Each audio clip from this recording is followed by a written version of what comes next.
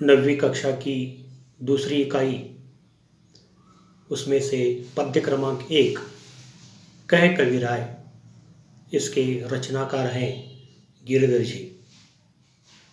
तो इस कविता में गिरिधर की लिखी कुंडलियां हैं। दोहा और रोला के मेल से ये बनी है। इसकी विशेषता यह है कि दोहे के अंतिम चरण से रोली की शुरुआत होती है, इसलिए वह चरण 2 बार क्रम से आया है और कुंडली का प्रथम अक्षर और समापन का अक्षर समान है। इन कुंडलियों में कवि ने विविध सामाजिक गुणों से परिचय कराया है और उन्हें अपनाने की सीख भी दी है। अब मैं पहली कुंडली पढ़ता हूँ, ध्यान से सुनिए। गुण के गाहक सहस नर, बिन गुण लहे न कोय। जैसे कागा कोकिला, शब्द सुने सब कोय। शब्द सुने सब कोय, कोकिला सबे सुहावन। दोऊ के एक रंग, काग सब भये अपावन। कहे गिरिधर कविराय, सुनो हो ठाकुर मन के। बिन गुण लहे न कोय, सहस नर गुण गाहक गुण के। इस कुंडली में गिरिधर जी कहते हैं कि संसार में गुणों की कद्र होती है। जिनमें गुण होते हैं उन्हीं की हजारों की भीड़ में पूछ होती है, और जिनमें गुण नहीं होते उन्हें कोई नहीं पूछता। कवि उदाहरण देते हुए स्पष्ट करते हैं कि कोयल और कौवा, इन दोनों का रंग एक ही होता है, लेकिन कोयल अपनी मधुर वाणी के कारण सम्मानित होती है और कौवा कर्कश बोली के कारण उसे उड़ा देते हैं।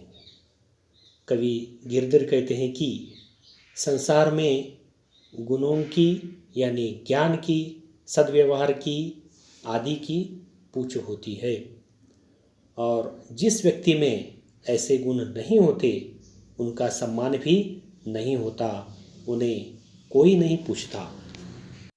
अब आगे की कुंडली देखिए।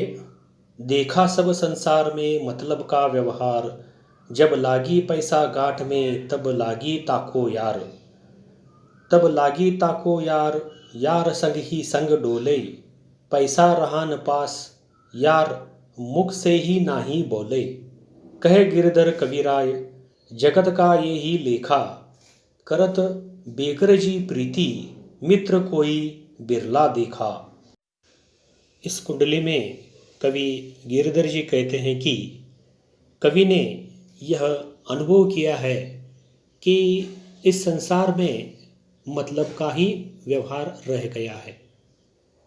जब तुम्हारे पास पैसा है तब सभी लोग तुम्हारे मित्र बन जाएंगे और हर समय तुम्हारे साथ साथ रहेंगे। जब पैसा तुम्हारे पास नहीं रहेगा तो वह आपसे मिलने के लिए नहीं आएगा और आपसे बात भी नहीं करेगा। वह आपसे मुख भी मोड़ लेगा, आपसे मिलने से जी चुराएगा। यह तो दुनिया का ही व्यवहार है। निस्वार्थ प्रेम करने वाला मित्र कोई निराला ही होता है, बाकी सब स्वार्थ के ही मित्र होते हैं। झूठा मीठे वचन कही, रण उधार ले जाय। लेत परम सुख उपजय, लेके दियो न जाय। लेके दियो न जाय, ऊंच अरु नीच बताए। रण उधार की रीति, मांगते मारन धावे।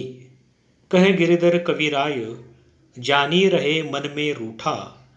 बहुत दिना हो जाय, कहे तेरो कागज झूठा।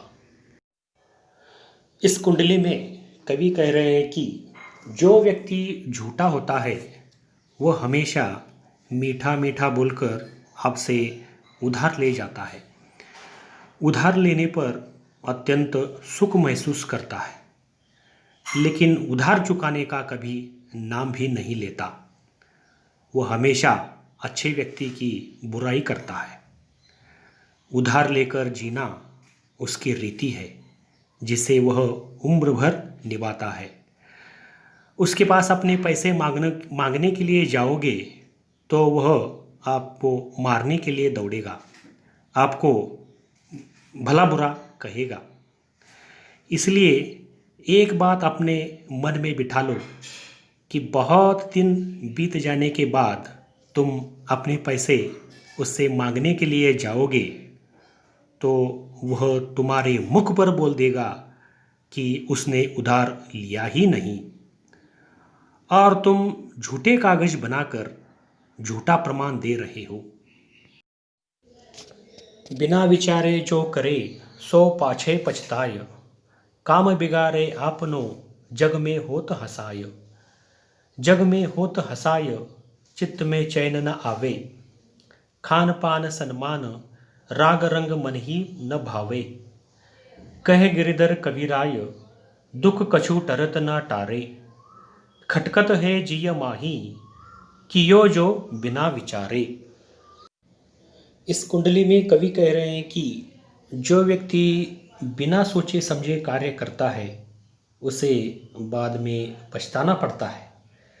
अपनी मर्यादाओं का और कार्य के परिणाम का विचार न करने के कारण उसका काम बिगड़ जाता है, उसे असफलता मिलती है और जग में उसकी हंसाई हो जाती है।